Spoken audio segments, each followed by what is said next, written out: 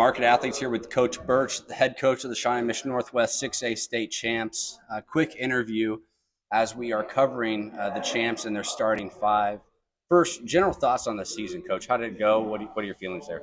Well, obviously it went really well, and it ended like we wanted it to end. And I don't think you ever think that you're going to go 25-0. We thought we had a chance to be good. We had 6 guys back that had a lot of varsity experience, and then our JV went undefeated last year. And I think just a combination of some really, really talented guys with some really unselfish seniors, and that played well together and liked playing with each other.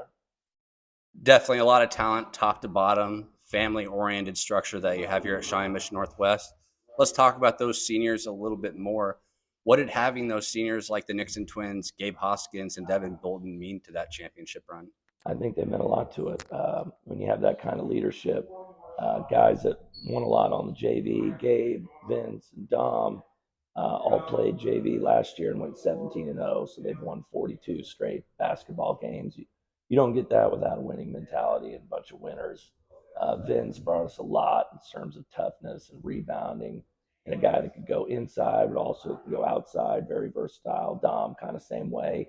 Dom's probably a little bit more outside than inside, but brought us some shooting, and a guy that could guard a lot of positions. And Gabe Hoskins was our football player, tough guy off the bench, really good defensive player, had a really good shooting season from three, did a lot of good things for us. And Devin was the guy coming back that had played a lot. He was injured to start the season. We weren't sure that we were going to have him at all, and then he got cleared in January, and we tried to ease his way back. And I think he really hit his stride at the end of February and March, and played like he had played for us last season. I don't think he missed a shot in the state tournament, which is unbelievable. And a guy that's really quick and get in the defense, and not only that, can guard people. All 4 of them meant a lot to us. Yeah, especially for Devin, his stats weren't very high, but his shooting percentages, his assists per game, stuff like that, they were very good, especially for coming back late into the season. Well, when you're a winning team, you got guys that are efficient and guys that are efficient with the minutes that they get. And, that's something that we try to coach and try to harp on, that, taking good shots and making plays for your teammates. And those 4 guys have been in the program all 4 years, and that's why we were winning, is because them, along with the starting 5, played that way. Well, let's move on to the starting 5. It's a extremely talented group of kids. Juniors, seniors, sophomores, they'll all be back next year. Talk to me a little bit, let's start with the 7-foot sophomore, Ethan Taylor. What does his game look like for you, and how do you rely on him? He's an exceptional talent, obviously the body, not only tall, but strong, long arms, big hands, big feet, and can move. You don't see guys that big that can move like that or that athletic with that kind of instincts. And that's kind of why he's a top recruit and a guy that's going to be highly sought after by a lot of schools. And, I think maybe even a guy that might have a chance to play after college too. I think he's that talented. I think he has that high of a ceiling. What he does right now is he really makes a big difference defensively. He blocks a lot of shots, but the stats that don't always get in the stat book is how many shots he affects and how many people don't shoot it because he's there. But also a guy that can switch on to guards and stay in front of them out on the outside and get a good challenge. And he's improved in his offensive game. He hit a 3 this year. I think that's going to be something you continue to see as he shoots it a little bit more, puts it on the floor a little bit more. Definitely finished better this year around the rim, and was an inside presence for us. And 65% from the field is really good, no matter how tall you are. Yes, super efficient. Another efficient player is Tyler Salmon, 6'7" wing. What about him that stood out to you this year, and what kind of capabilities does he have that kind of go unnoticed? Well, at our banquet, he was our most improved guy, a guy that started out on the freshman team, and I think he was about 6 foot when he got here, maybe even 5'11". So the best coaching I've done is made sure he eats his vegetables and his fruits, and has gotten a lot taller. And he was always a really good shooter. He's been a really good shooter since he walked in the door as a freshman. He would have set the record for threes made in the season as a freshman. He just did it on the freshman team and made a lot of shots for us on JV, and got a little bit of varsity last year. But this year took his game to a whole different level, putting it on the floor, could post up some mismatches. And then the shooting has always been there, 43% from 3.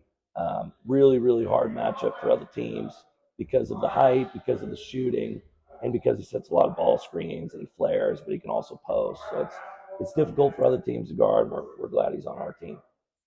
Definitely a stock riser after a great junior year for him. If you take credit for him eating his vegetables, I bet you got to take credit for Avon Riley's swagger that he brings out on the court. Talk to me about Avon, his gameplay, and the kind of some of the things that the scouts aren't talking about with him.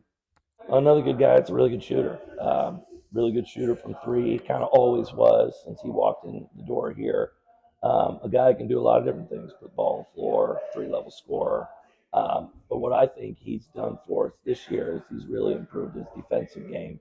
He was kind of the guy we could rely on to guard the other team's better guys. I mean, he guarded multiple. He guarded the Player of the Year, held him 6 of 18. He guarded number of first team all league guys, not just from here, but in Missouri, and seemed to always hold people to a bad shooting night. I mean, you're never going to hold some of those guys to low points, but he was able to show them low efficiency and stay in front of them. And I think that's where he could really be elite is on the defensive end and then complement that with his offensive game. And you got a really, really good basketball player.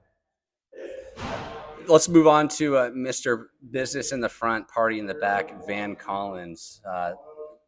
I love watching Van play. The energy that he has on the floor on both sides of the ball is pretty evident that he kind of drives a lot of some of the momentum there.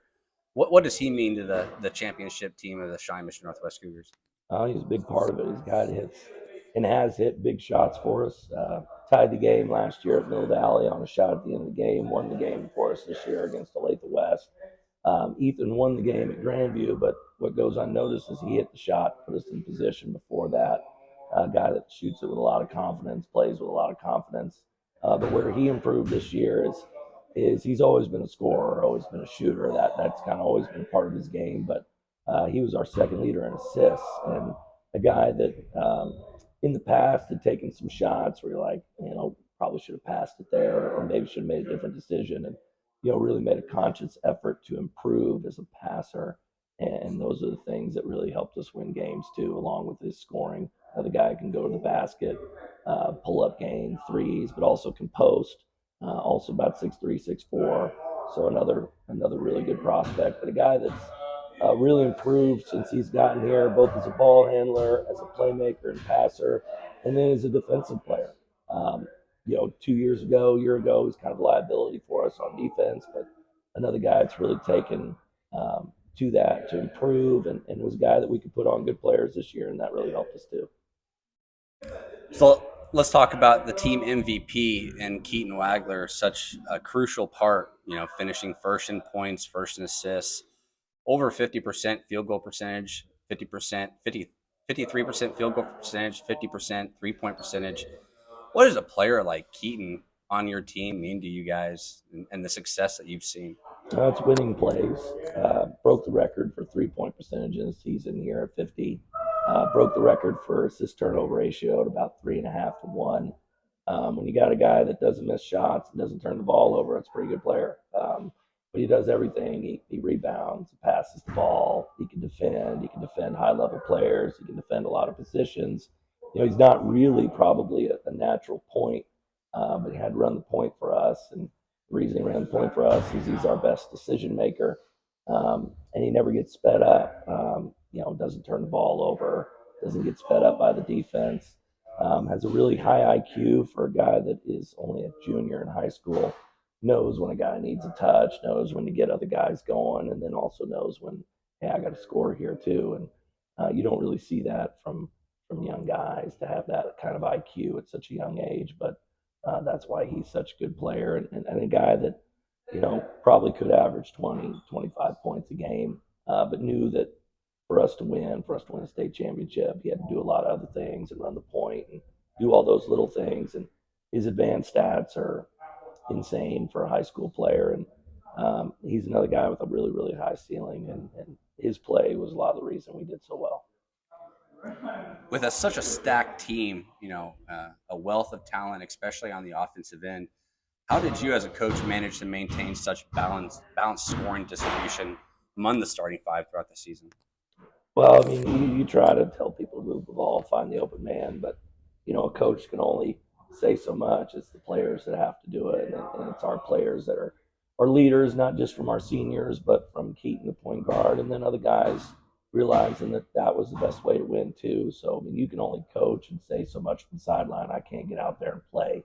It's the players that make the difference and our leaders that make the difference, and that's why we won this year. You went 25-0 this season, winning a state championship. You've got a wealth of talent in the JV squad coming up next year as well. You bring back your entire starting five this year. Coach, is it too early to talk about repeat next year? Well, we've talked about in weights. We've talked about already in a couple meetings that and I think I said this in another interview where the second hardest thing to do is to climb that mountaintop and break through and win a championship. The hardest thing to do is to stay there. You got to continue to work. You got to continue to do the things that got you there, knowing that everybody's working to knock you off now too. So there's certainly not going to be anything given to you. You're going to have to come out. The schedule is going to be really, really tough. Probably the toughest schedule we've ever put together. Going to be next year. We're going to play a lot of teams from other states, a lot of state champions. Really try and push ourselves, put these guys against the best players, and see where we stack up. And I think that'll help us. But certainly don't want to take anything for granted. I mean, this was special, 25-0. Those seniors had a lot to do with it. But these guys coming back got a good chance to repeat, and our saying is going to be run it back, but going to have to start working from day one and probably work harder than you did last year to do it again this year. Well, I know a lot of eyes will be on you guys next year. It was an absolute blast to watch you guys this year and kind of be a part of that season. I know I'll be watching next year, and I just want to wish you the best of luck moving forward, and thank you for this interview. Thank you. Thank you.